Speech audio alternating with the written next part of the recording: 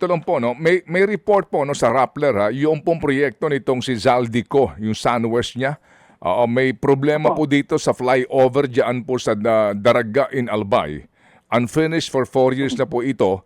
Opo, at mukhang inabando na po ito na flyover. At ang mga taga doon, nagrereklamo na kasi nga po, sayang po yung proyekto at iniwang nakatiwangwang. Ito ba'y alam niyo na po? Hindi ko pa po naririnig ito, no? First time ko pong marinig. Ang ngayon pong nasabi mo na, Sir Ted, papatignan ko na rin po. Pero yung pong sa Oriental Mindoro, kasama po ang SunWest Corporation doon. No? Siya ang pinakamalaking contractor doon sa questionable flood control project na pinakita sa akin mismo ni Governor Bonstulor nung Tuesday, no? Nung nagpunta po ako doon.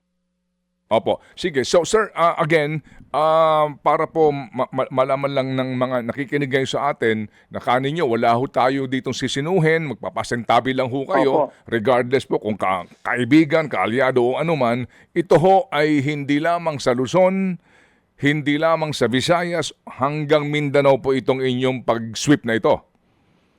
Totoo po yan, Sir Ted.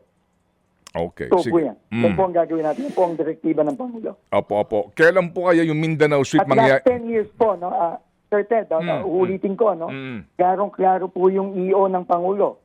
Last 10 years. Last 10 years po ito.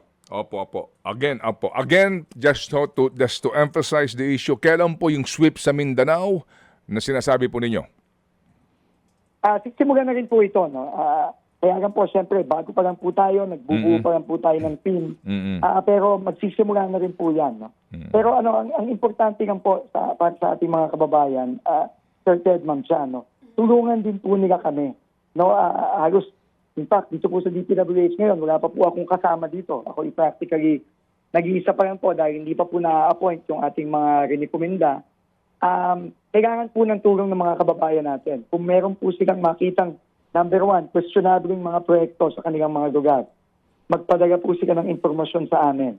Ikalawa, kung meron po silang makikitang mga DPWH na opisyal na kilala nila na nagpapakita ng magagarang buhay sa social media o kaya sa kanilang mga community, i-report din po nila sa atin to at a-actionan po natin agad yan. Mga kapatid, brothers and sisters, saan ka pa? Dito na tayo sa totoo. Dito na tayo sa True FM. Mga kapatid, mag-subscribe and follow po kayo sa social media accounts ng True Network PH. Yan po kami. Hanapin nyo lang True Network PH, Facebook, Instagram, YouTube, TikTok, and podcast.